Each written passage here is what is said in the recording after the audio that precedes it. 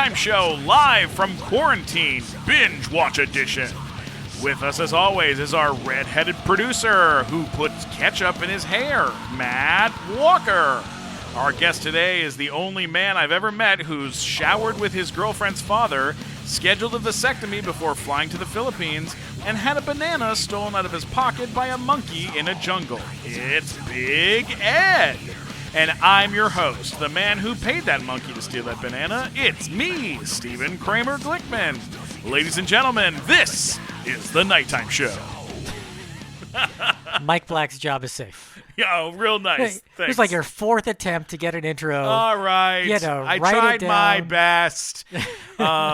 So I don't know how this really happened, but I got caught up in the reality TV show wave over the last a little while here. You sit at home, you don't have anything to watch. Yeah, there's you're binge watching a show on one place, you're binge watching on another place, and then You run out of a show and you find a new one. and then this thing happens. This 90-Day Fiancé Before the 90 Days, which airs Sunday nights on TLC. Now, this show's been around for a few years, but This is season 4 of this variation on the show. Oh, Yeah. man, I did not know what I was getting into. I did not realize this is... It's crazy. This is high octane. Yeah. Okay? This is the Fast and Furious franchise of reality television. Okay? I mean, they are doing things on this show that other reality shows just wish that they had. Yeah. They would do anything to Like have one of these people. This season in particular is just so many outside personalities. Oh my God. You've got Baby Girl Lisa. Baby Girl Lisa. You've got Big Ed, of course. Soulja Boy. Soulja Boy is great. And then you got like the dude, David, heading to the Ukraine repeatedly over and over. And you're screaming at the TV. You're like, she's not real. She's not real. Yeah, and he's like, I'm going to buy a bottle of champagne for her because she's going to be here soon. That was a great moment. He buys the bottle of champagne and the flowers in the vase. And then he leaves. Yeah. And then if you notice. Yeah, the woman grabs the flowers. She's like, this happens all the time, but no need to waste the flowers. She puts the flowers in the vase on a shelf where there are also flowers in a vase. Yeah. It's very similar to the ones. So it's like this it happens happens all a the time. lot. Yeah. Yeah. So I was like, oh, this is. He goes to the house and there's an old Ukrainian dude that answers the door, and he's like, I don't know. What you're talking about. He's like, look, I never met you before. All right, I don't know who you are. I don't know who this woman is. Yeah, like if you're not watching this show, you're missing out because it's you are. like I've watched a lot of reality TV in my lifetime, but nothing quite like this. No. They should invent a new Emmy category just for television and reality. They should just have for this. most delusional reality TV participant, and just nominate everyone on this season. Well, okay, look here. So here's the thing: is the person that's on this season that was the most. He had the most dynamic personality. He was the person that hit the hardest. Memes were flying around the world about this guy. He was really the breakout of the show is Big Ed and Rosemarie. Yeah. That relationship is the one that people were the most drawn to. It's the most talked about, of all of the relationships. So, on the Nighttime Show, we, when we do a show with somebody, we like to go for the big get. Like we always try to aim, that's why we've had a lot of Oscar winners on the show. We've had a lot of Emmy winners on the show. When we did when we wanted to do some cast members from The Office, we didn't just do, one or two cast members. We did the cast reunion in front of 10,000 people. So when it comes to a show like 90 Day Fiancé, gotta get the best. We got the best, Yeah. and that's who we got. We got Big Ed, and so let's chat with him. Let's bring him on. Ladies and gentlemen, our guest today is the big star of 90 Day Fiancé.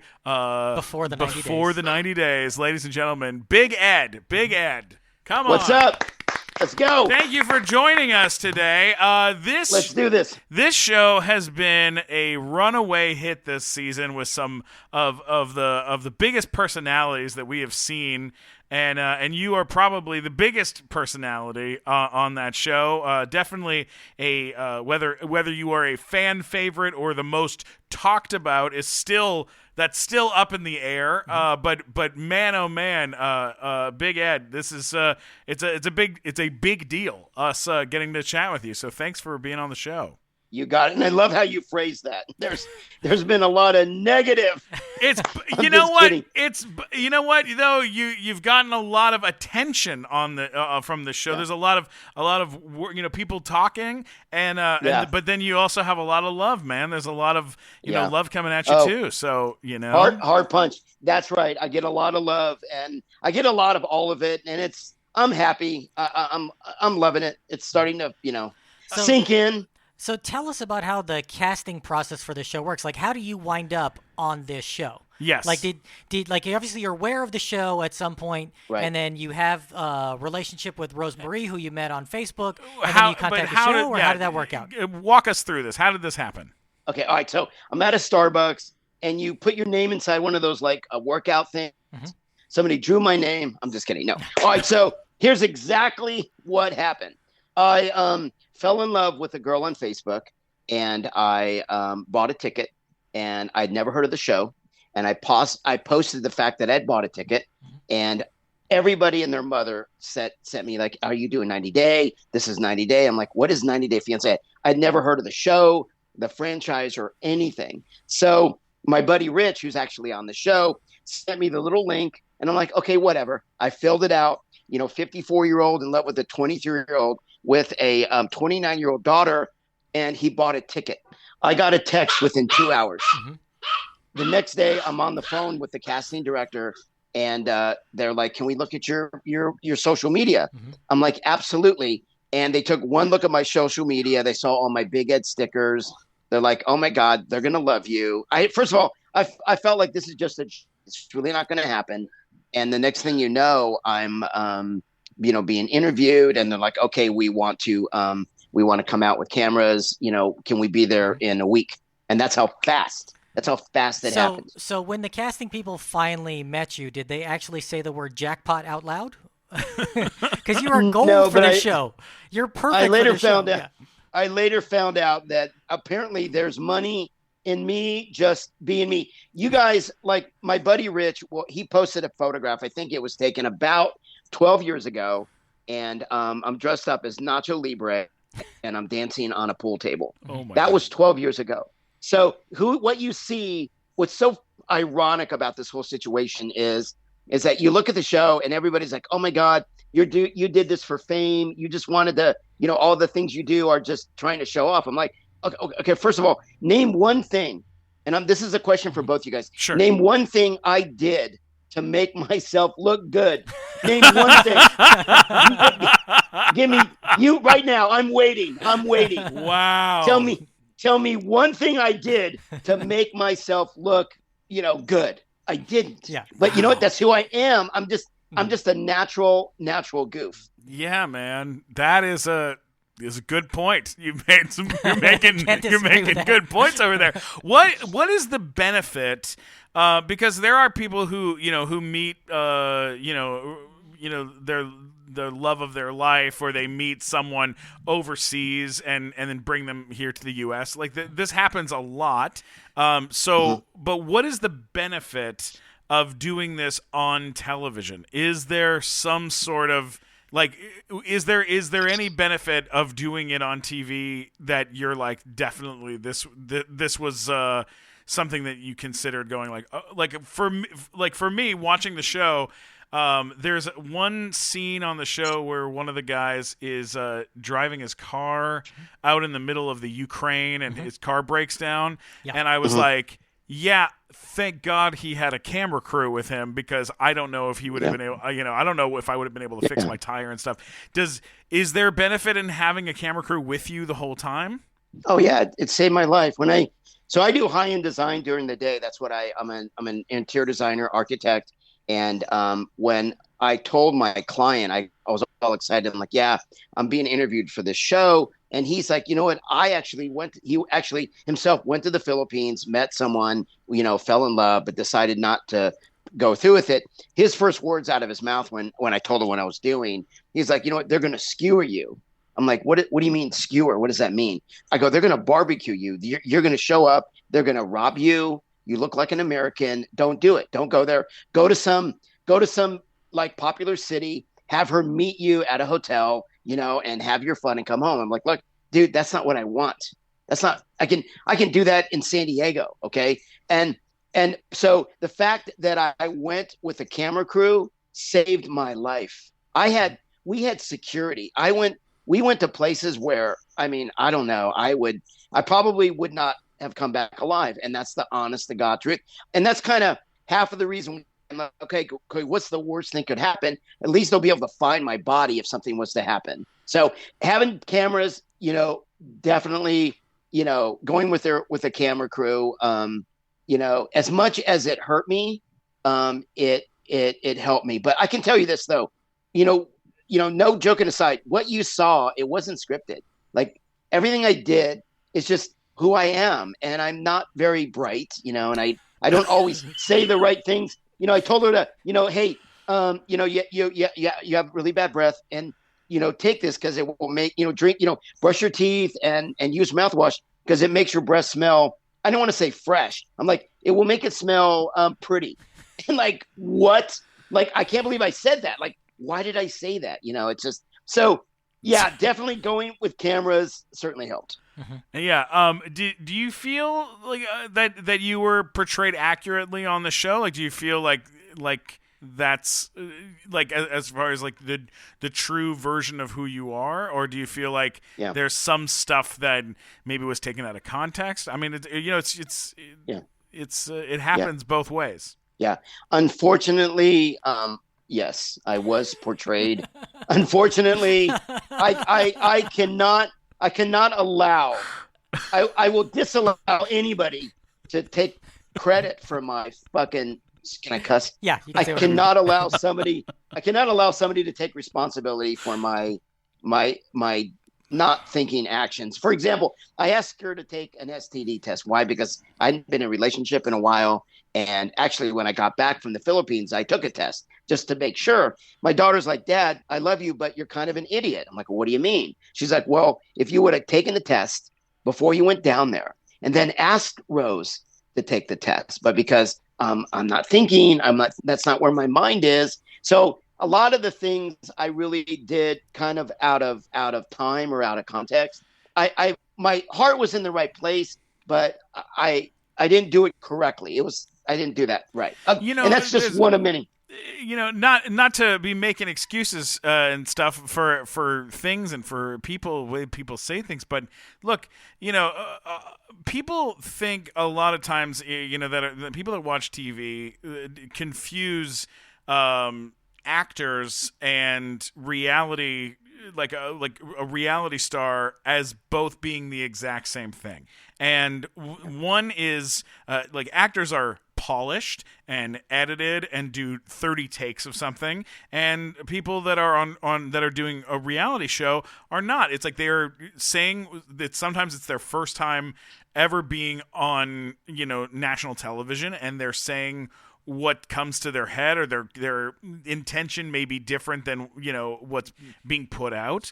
And I kind of felt watching the show, like a couple times I would see you say something and I'd go, oh man, oh God, like this, I know what you're trying to say, but then I'm like, oh God, like it's like it comes out the wrong way and it's getting taken the wrong way. And it's like you've got communication barriers in there. It's difficult. It is a difficult thing for people to remember, I think.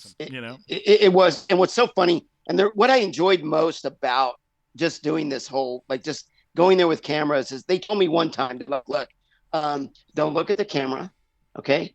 And don't act. Just be yourself. They told me that one time. And it was easy for me. And I appreciate you. That's a great observation. At first I thought you were going to give me a compliment, but you never got there. It really, it really, really was. The hard part for me was my feelings were there, but I don't think, I hope I got across to people that, look, I met her before I heard about the show, And in the back of my mind, when I first started to chat with her, I never thought that this would ever happen. I thought this would be because she's in the Philippines, in the United States. There's no way that we would ever meet. But as I just, started to get to know her, I'm like, oh my God, I never thought of her as like this young girl. She just became this single mother that I wanted to help. Like I could do more for her, Stephen, than I could any woman in a bar in San Diego that I met that I could. And I'm not well to do, I'm not rich. I mean, I'm starting to do really good in sales and so forth. But I knew, worst case scenario, even if I could give her son a better education, it would have been worth it. You know what I mean? It would have been worth it. Hey, real quick before we continue the show, I want to talk about a third-generation, family-run business that I am very proud to be working with. Sennheiser is the top tier microphone company in the world, and we are so lucky that we are now recording our show using Sennheiser microphones and their headphones. It's awesome. We're talking into Sennheiser MD42 microphones and using Sennheiser HD25 headphones, and these sound amazing. I mean, listen to Mike Black's voice. Listen to the rich and sumptuous soundscape that comes out of my voice every time I speak into a Sennheiser. Absolutely. Go check out their microphones and their sound equipment over at Sennheiser.com. All right, let's get back to the show. How did you meet Rosemarie through Facebook? Because I know on Facebook, like, it pops up with things like people you may know, whatever. But what kind of connection did you have to some woman living in a tiny village in the middle of nowhere in the Philippines? Like, how did that even happen? Yeah. So what a great question. So I'm obviously attached to aesthetics. I'm a photographer, and you can kind of see in my back wall that's some of my artwork. So I'm in love with the aesthetic, whether it's a man, whether it's a woman, and she just had this amazing look about her. I never heard her voice until I spoke to her, but there was something about her eyes that I'm like, oh my God, she seems interesting. Click. So, but where did you see her? Like, were you looking through like a group of people or? No. So in my feed on social media, her picture popped up, and people you may know, I didn't know her. So I just clicked on it. Like, I know you, and then, friend request. And then she accepted. We actually didn't start. We were friends on Facebook probably for about 2.5 months before she actually ever responded.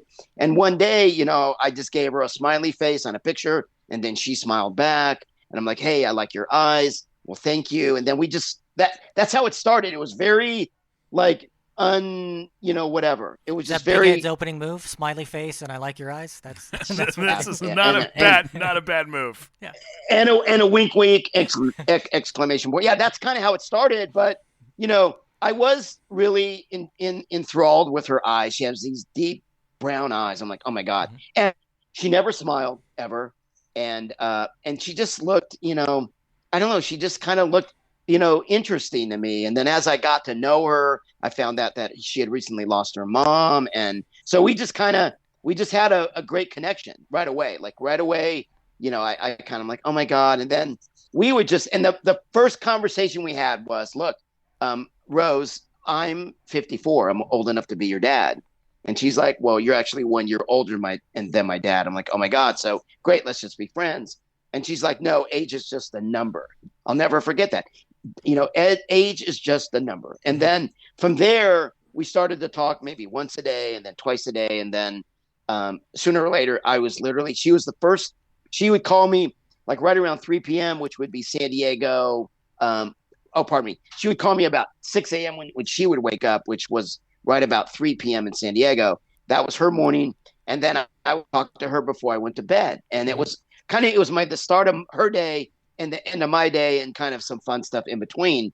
And I would FaceTime with her son, with her sister. So I really got to know her family. I even chatted one time with her dad, Freddie. So I was, it was kind of like, wow, this is, I want to see where this can go. And, so, love just caught me. It just caught me. A question that I have is, besides the obvious mutual physical attraction, what is it that you had in common with Rosemarie to make you sort of have this deep connection? Because I mean, to somebody watching the show, you think there's not much that you really get to see about what your interpersonal relationship was like, besides just that, like, you kind of liked each other, but there wasn't much beyond that we get to see. Okay.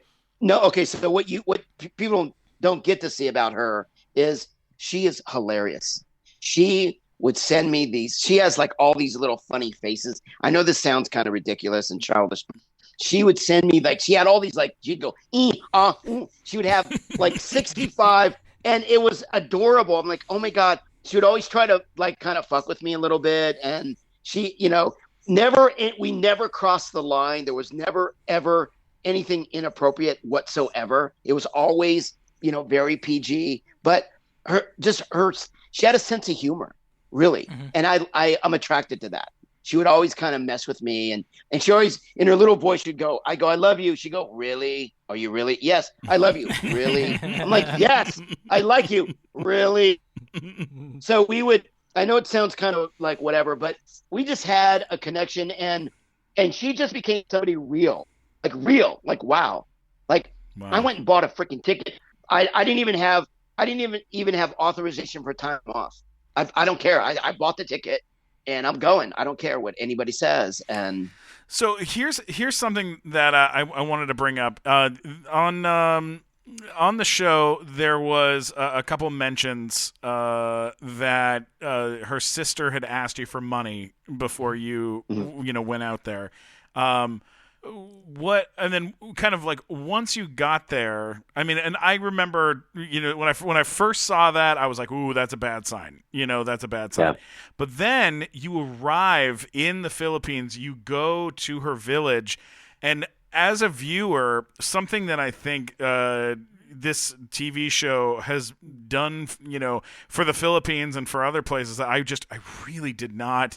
I mean, I knew that there was poverty in different countries, of course, around the world, and I've been around the world and seen poverty in different countries, in India and places like this, but I had no idea how massive the impact of that poverty in her village was, until you're watching it on TV, and there you are standing in this village. Like, when you met her sister for the first time, I don't know how much her sister was asking for, but as the viewer, I was like, I'll give her the money, like, whatever it How is. much is it? Yeah. Oh my God, Yeah. this is a brutal place, and you're there. Like, what did that feel like? okay, so to kind of back up a little bit, the first words out of my daughter's mouth, because my daughter and my ex-wife were they're 90-day fiance people. They watch every episode. Mm-hmm. So right away, when I first told my daughter, hey, I'm thinking about doing this show, she's like, you're an idiot, and she hung up on me. Oh. So like literally, like, because she knew. But I'm like, Tiffany, I'm not doing this for the show. She's like, Dad, you don't understand what this show's about. You're gonna expose yourself. They just want a green card. Everybody wants to shake you out of money. They want to shake you down for money. So I have that in my mind. Okay. So then about 2 weeks before I was ready to go to the Philippines, out of the blue, I get a text from her sister, Marie, and it's on the show. Mm-hmm. And she's basically saying, hey, I'm in trouble. My shop needs money. I'm like, okay, well, what's going on? She's like, well, if you don't send money right away, I'm gonna have to close my shop. I'm like, okay, well, I know you're married. She told me that she had been married. I'm like, well, what about your husband? Can he help you, with your shop? She's like, no, he can't give me any money. I need your help. I'm like, okay, fine. You know what? Let me do this. I'm going to be there in a couple weeks. Why don't we sit down? I'll look at your situation, and whatever I can do, I will. Any way I can help you, I promise. Well, she's like, no, you have to send their money right away, and don't tell Rose. Right. Yeah. So again, my daughter, I'm going, okay. My daughter said they're going to shake you down. This is a scam. So that went through my mind. I couldn't talk about it. I never told Rose ever. I never mentioned one word out of respect to Rose Marie. So it was awkward seeing her for the first time, knowing that her and I basically had a secret. Yeah, sure. I get that. Yeah. And for me, and I've done social work in Quito, Ecuador. I used to be on a a foundation where we raise money, and I went there. That is a fourth world country. Pardon me, not Quito. I apologize. Quito is the capital of Ecuador. That's beautiful. I did a wedding there one time. I went to it's a city called Guayaquil, which is a fourth world country. Well, I would raise money here in the U.S., take it down there. I got for an orphanage and a soup kitchen and an AIDS clinic. Well, it was through a church, so I got to stay with the nuns in this like kind of palace that was all gated out. So even though I was in this, this fourth world country, I was protected. Well, when I first arrived at Rose's Village, and I say this with respect, it's like we are so fortunate to live where we live, and the things that we take for granted are incredible. There was an open sewer line right through the street, so the odor was overwhelming, like overwhelming. People are running around like barefoot kids, and I'm like, oh my God, this is not going to be a good situation. So unfortunately, that was my first kind of introduction to her village, was dealing with the extreme conditions of her village, and then knowing that I'm standing right in front of her sister Maria, knowing that we have a secret. Like I haven't even told Rose about. So it was kind of a double whammy for me in that sense. I get it. Did she ever ask for a specific amount? Because that's one thing that we're sort of left wondering is like, how much was it she was asking for? Never discussed, and never sent. By the way, I never sent her or Rosemary anything monetarily. I never sent any money. I sent a lot of gifts that eventually arrived. They actually got there, by the way, because I saw pictures of her in the dresses that I purchased. Mm-hmm. The dad got a grill. I brought Prince backpacks, clothing, shoes. I see them in pictures. Mm-hmm. So, and I know I bought them here in Mission Valley, so I know exactly what I purchased. But I never ever sent money, ever, and nor did her sister ask for an amount. Right. Hey, a quick thing I want to talk about, Mike Black. I think this is something that we really should talk about, and it's a company that was founded in 1983 in Tokyo, Japan. Of course, I'm talking about the Zoom Corporation. Zoom. Now, if it wasn't for Zoom, and Matt knows this, we would not be able to do our show. They make the best audio equipment in the world. Which one are we using right now? We're recording onto a Zoom LiveTrack L8 right now, and when we go do our live events at conventions and stuff, we often use the Zoom H6, and they're both just fantastic pieces of equipment. You plug your microphones in, you plug your headphones in, and you're good to go. Yeah, I mean, whether you're a classically trained pianist or a run-and-gun filmmaker or a podcaster like us. Yep. Yeah. I do a ton of podcasts, and I can tell by listening when they're using a Zoom and when they're not. Yeah, it's the mark of excellence. It really is. Go check it. Go check out all their stuff over at zoom-na.com. That's zoom-na.com. Be professional, for God's sake. zoom-na.com. All right. Okay, let's get back to the show. I got one more for you, and that is there are two major ways that people react to when they're being made fun of or ridiculed, and I have there's the first way is being defensive, and then the other way would be through humor. And I've watched a lot of your content on TikTok and on different places, Cameo and Instagram, places that you're out doing stuff, and it seems like you do a little bit of both. Which way do you feel like is been the most beneficial? Like, how do you deal with bullies and people during this time? Like, what's your way? Okay, probably the best question of the night. So thank you for asking that. So hands down, it's humor. Look, we have to recognize that there's hate in the world. Okay, but we also have to recognize that we're all different. I was teased about my neck since I was 5 years old.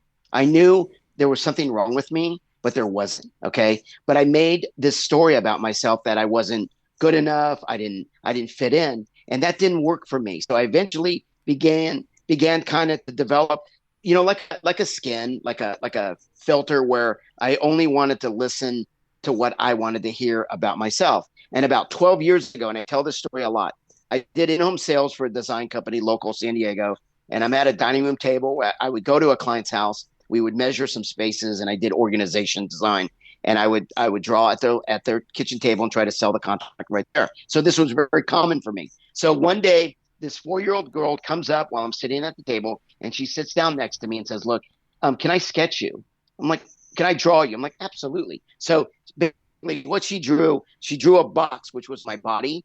Then she drew a box that was my head with a smile, and then had my arms sticking out. And when I saw the photograph, I like lost my Cheerios. It was so freaking funny. But she wasn't trying to be mean. She was just saying, "Look, this is how I see you." And I notice people noticing me every day since the day I can remember, because I know I'm different. I have a condition called KFS, which is Klippel-Feil. So instead of having 7 cervical vertebrae, I have 3 that are the size of 2. So I have limited movement. I have a bigger rib cage, and I'm short. So I look like a Quasimodo, different, but I never allowed that to define who I was. And so what I learned from that day was different. We all see people different. And when the show first came out, I was just like, here we go again. It brought me back to my high school days where everybody was calling me No Neck Ed and Where's Your Neck or whatever. And for years, it really bothered me until I got into like junior high school. And one day, this is a true story. You can ask. His name is Coach Flaherty, John C. Flaherty, Bentonville High School. I was a gymnast. I was never tall enough to play football. So I was a gymnast. So I got to work in the gym with all the big weightlifters, and they had a neck machine. Okay. Well, I got stuck in the neck machine. This is a true story. And so it kind of became a joke. People started to laugh more with me than at me. So I started to realize, wow, we can use our humor to like make situations kind of more different. So a couple things. One, there's bullying and there's hate that's going to be there forever. You can't get rid of it. Why? Because we're all different. People aren't comfortable when they see something that's not normal. But listen, you can also be different and embrace that and not let it define who you are. And you can also laugh at yourself. Like somebody the other day, and I made a video about this. Somebody said, are you ready? I hope Big Ed gets COVID. And I'm like, what? I'm like, what? And they were kidding. They were kidding, but they were serious, but they were just kidding. They're just like, they're trying to tell me that they're mad at me, but they love you. Because if people that stop by my Instagram and tell me to fuck off, people that tell me, hey, Big Ed, listen, you're dumb, jump off a building or, walk into oncoming traffic or, just, I get a lot of hateful stuff that I can't really read online, but it's just, you know what? Every comment that I get, whether it's negative or positive, is a brick in my foundation, right? To tell the haters, look, you can't hurt me. You can't. I've been through it. I've heard it all. And there are people that are online that are a lot worse than I am. I see people on TikTok. It's so hilarious. They have like one arm or they have one leg. Yeah. And they're at an ATM and they're like, what are you doing? I'm making a stand. I mean, look, I'm just telling you, like, you know what? This is a crazy time, not only in America with all the hate before the COVID, but even with the COVID. Listen, you guys, the lesson to learn is you have to learn to love yourself and you have to be able to laugh at yourself. So don't take yourself so seriously. Yeah. Don't. And if that doesn't work, and I mean this from the bottom of my heart, Stephen, if that doesn't work, you drink Malbec. if what I just said doesn't work, fuck it. Just drink Malbec, man. Yeah. You know what I mean? So, yeah. So, look, I love the haters. Okay. Sometimes they go too far. And I tell people, look, hate me. I can take it. But leave your neighbor alone. Okay. Don't, you probably saw, I'm starting a product line called Big Ed Wear. Well, look, part of my proceeds are going to anti-bullying. Why? Because it's important to me. I do cameos. I dance around in that Nacho Libre costume because why? It's funny. But I was doing that 10 years ago, but now people love it. Well, guess what?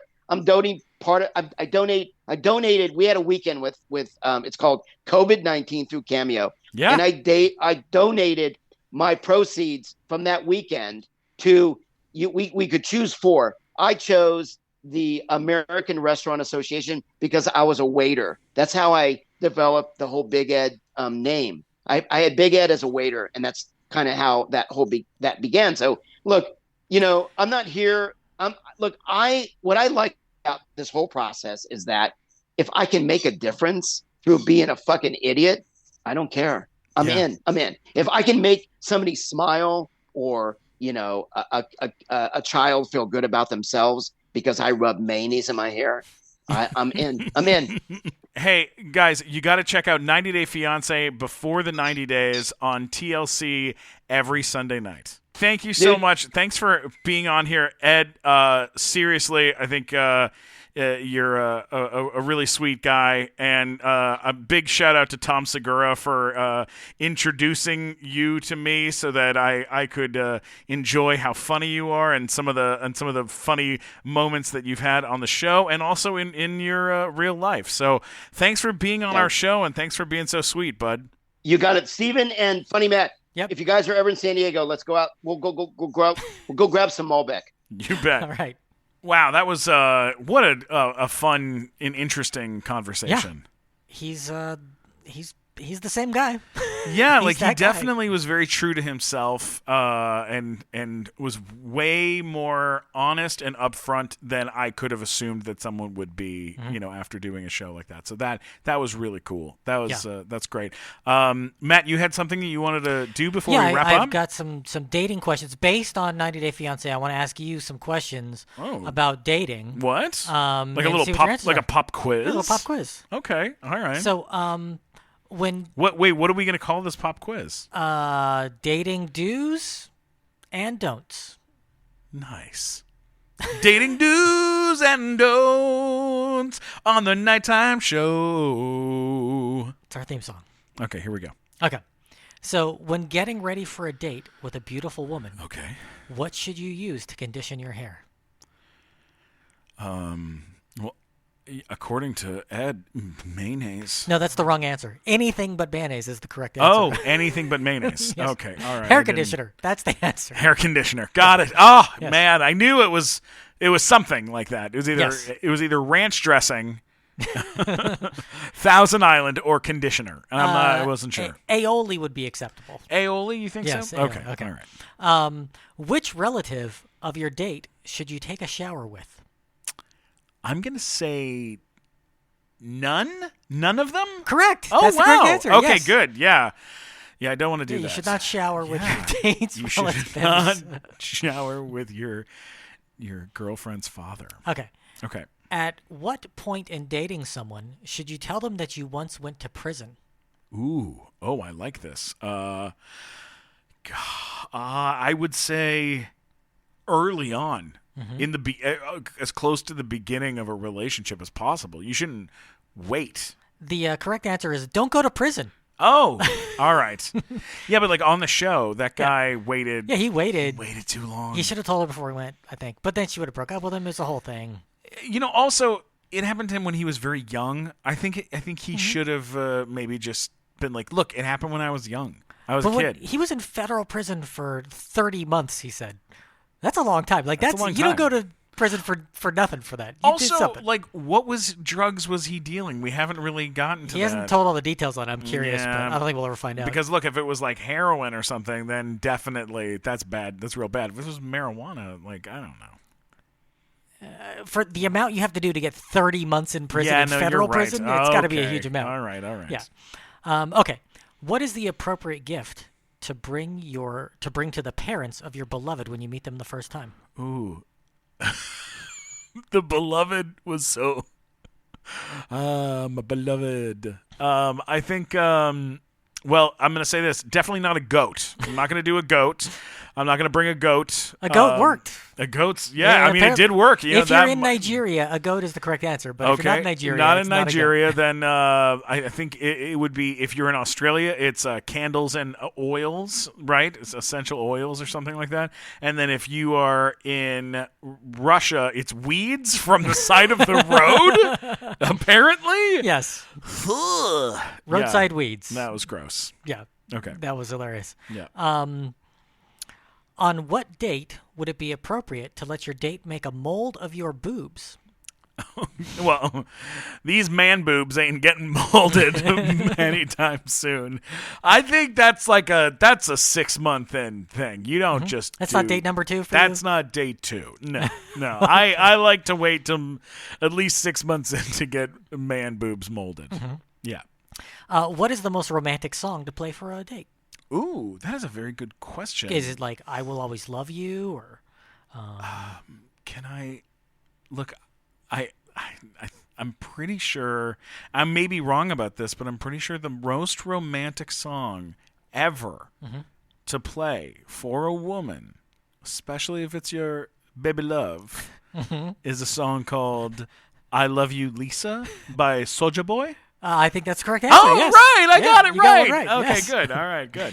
Okay. How far in advance before meeting someone for the first time should you buy them a wedding ring? A cubic zirconia wedding ring, by the way. Oh, no. I don't know, man. I've been with my girlfriend 8 years, and I do not have a ring in my possession. So That's your mistake. You should have bought one 9 years ago. 9 years. I should have bought it before I met her. Yes. Right, of course. That's the move. That is the move. Yes. Oh, man, I really should have learned better. How far into a relationship should you tell your significant other that their breath stinks? Well, if you're a woman, I think you can tell a man almost immediately after you, maybe within the first few days. Okay. But if you're a man, you keep that shit to yourself. Yeah, you You should never say suck it up. You just suck it up. Yes. 100%. Well, that has been Dating Do's and Don'ts. Dating do's and don'ts. Hey, listen, thank you so much for listening to the Nighttime Show podcast. Do not forget to subscribe and share this show with your friends. And check out 90 Day Fiance, the first 90 days, which is on TLC every Sunday night. You gotta watch that. It's before the 90 days. 90 Day Fiance before the 90 days. Did I just mess it up? You said, I forget what you said. It's fine. Anyways, thanks so much for listening to the show. Don't forget to subscribe and share. You can always get me at Stephen Glickman, STPHEN Glickman on Twitter, Instagram, YouTube, and TikTok. And share the show. Matt, where can people get you? You can find links to everything at funnymatt.com, or if you object to anything I said, let me know at mattwalkersucks.com. Yeah, you bet. And people do. Thanks again for subscribing, and thanks for listening to the show. We're the Nighttime Show, and you guys are awesome.